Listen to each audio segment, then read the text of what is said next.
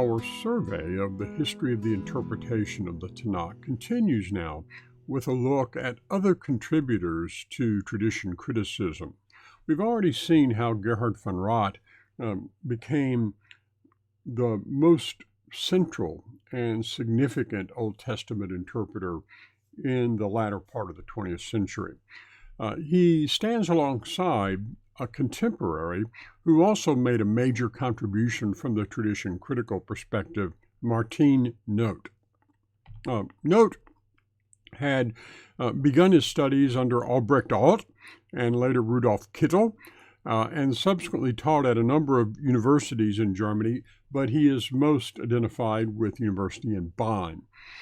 He wrote widely on a wide range of subjects, and over the course of these writings, Noth develops a very distinctive theory of the origins of the Pentateuchal traditions.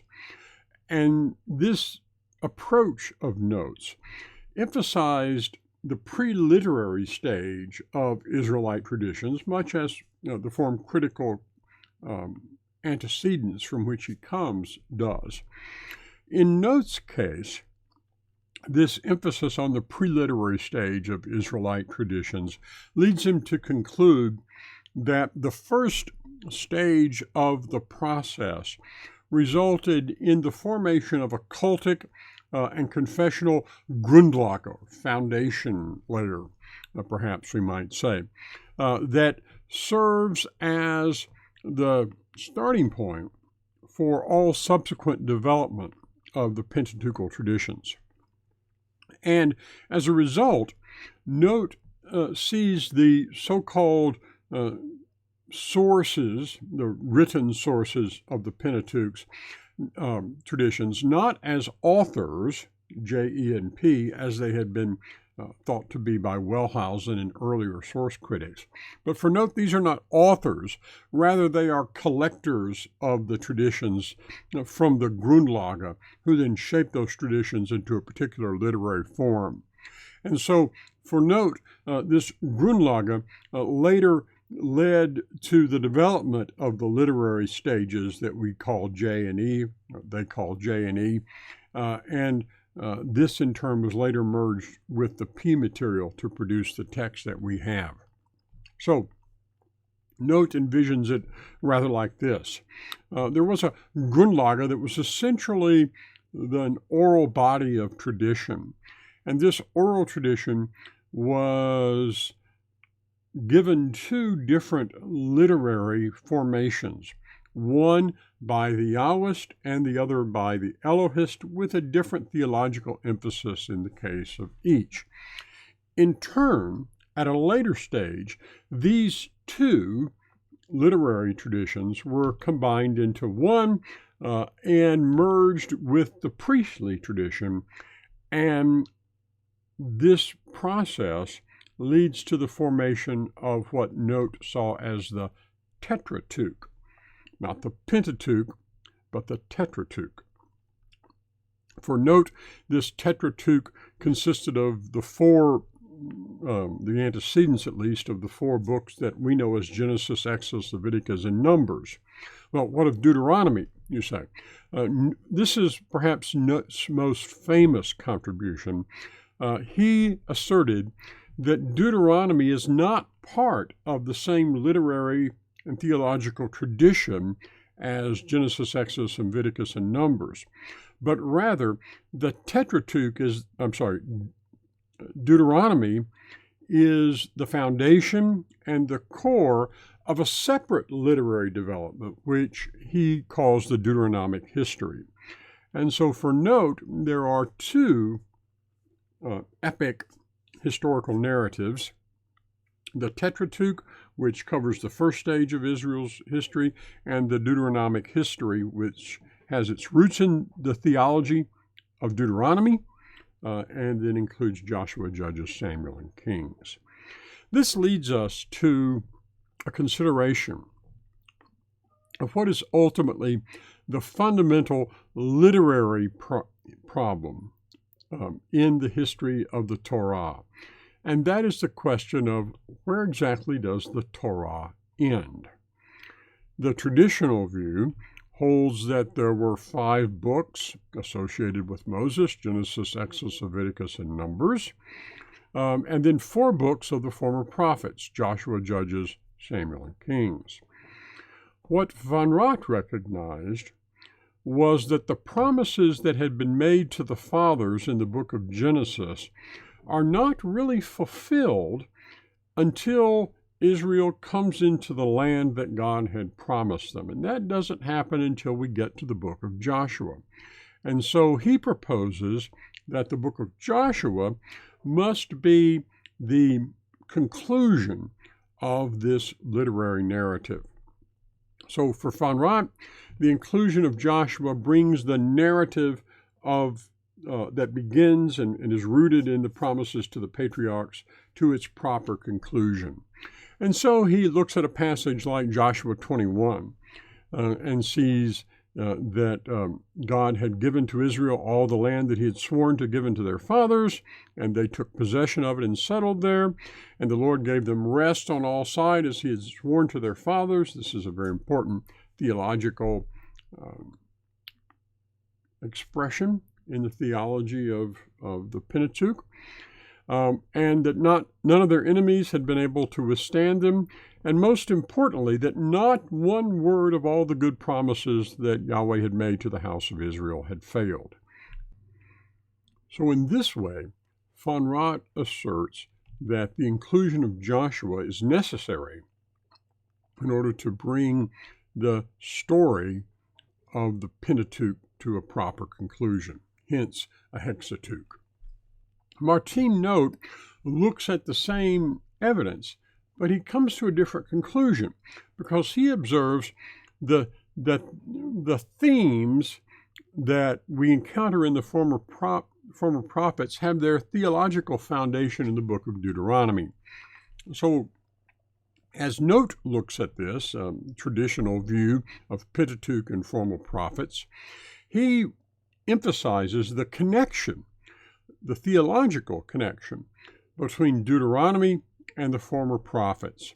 And as a result, he splits the book of Deuteronomy off, if you will, from the Pentateuch and makes it the foundation of a second historical theological narrative, the Deuteronomic history.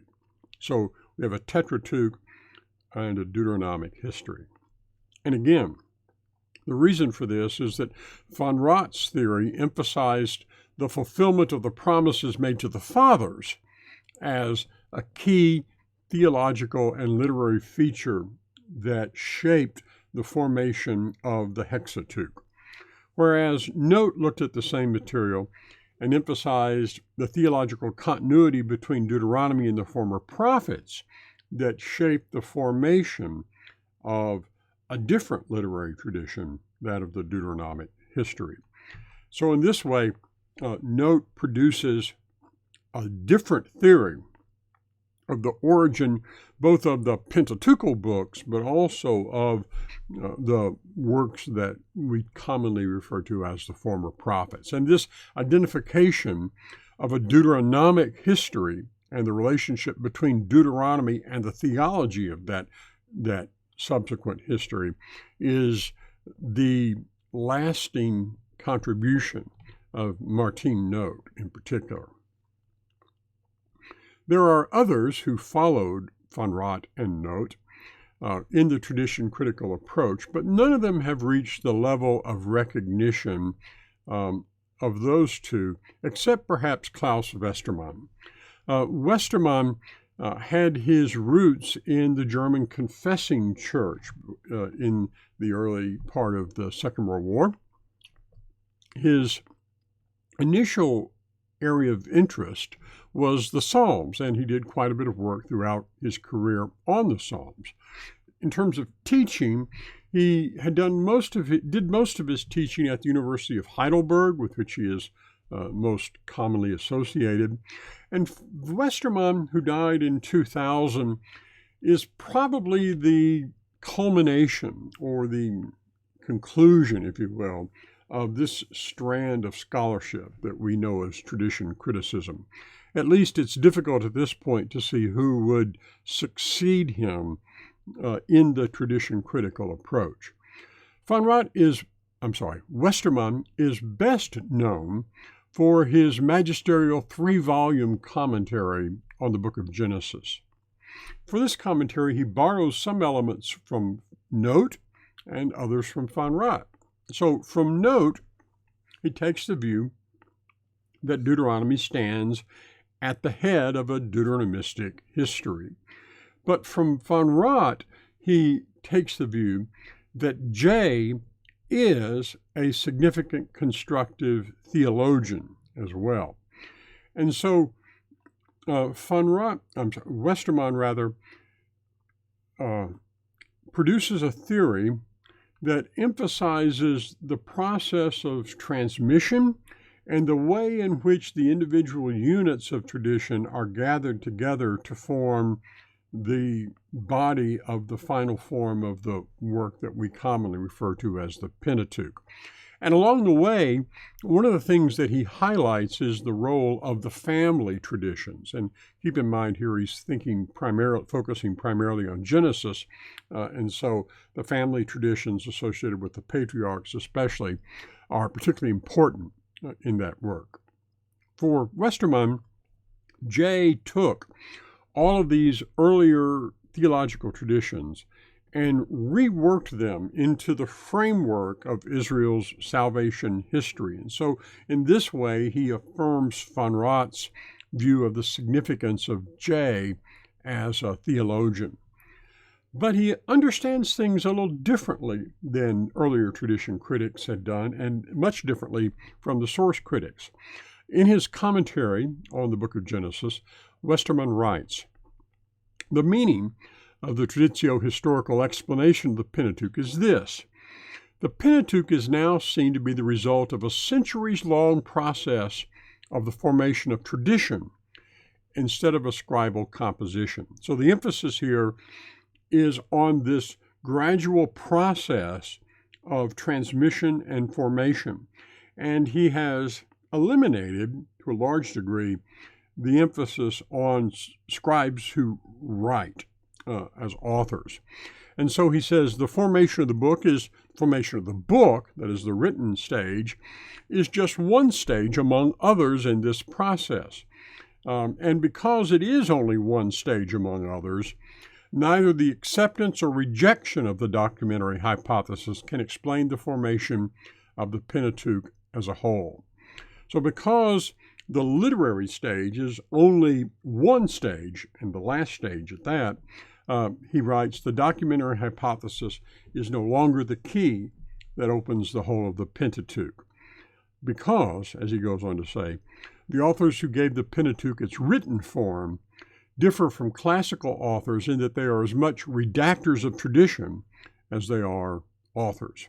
Here, Westermann points to another element that becomes very important in tradition criticism, especially later tradition criticism, that is the emphasis on redactors or editors as the theologically constructive components. And so the Yahwist, who produces the J material, is not so much a primary author as he is a redactor whose theological perspective gives shape to the way that he edits the earlier traditions together. This process, as Westermann envisions it, begins with three distinct traditions that operate or stand alone as separate units. These three major independent units are the prehistory tradition, preserved for us in Genesis 1 to 11, the patriarchal narratives, Genesis 12 to 50, and the traditions related to the Exodus and the wilderness wanderings in the books of Exodus, Leviticus, and Numbers. And for Westermann, these three major units of tradition had separate origins and developed separately up to a point. And that separate point, that point when they cease to be separate, is when they are incorporated into literary formations by the Yahwist and subsequently by the priestly tradition. And it's these two literary accounts that are eventually combined to form the initial historical theological epic that we commonly call the Pentateuch. So Westermann envisions this process like this. You had a body of earlier traditions that gradually come together to form a literary, a pre-literary work, a body of traditions that deal with the earliest stages of Israel's history, the prehistory. There's another separate body of traditions that come together to form the body of traditions associated with the fathers, the patriarchal narratives, and yet another group of earlier traditions that come together to provide the basis for the traditions regarding the departure from the Exodus and the wilderness wanderings. These existed and developed independently until they are taken by the Yahwist and combined into a literary work that takes these originally independent traditions and creates a historical, theological, coherent narrative out of them. At a later time, another group with a different theological perspective that we know as P, or the priestly tradition, takes these same pre-literary traditions and combines them into a different literary work, which would be that the document that source critics identify as P, or the priestly tradition.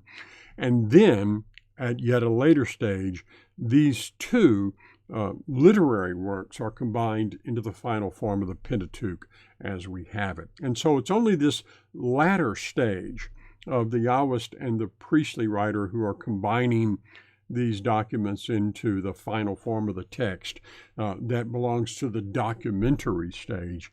Everything before that is a process of oral transmission of independent traditions. So in this way, Westermann rewrites, from a tradition critical perspective, the origins of Israel's earliest theological traditions, and brings to an end, at least at this point in history, that interpretive movement that we call tradition criticism.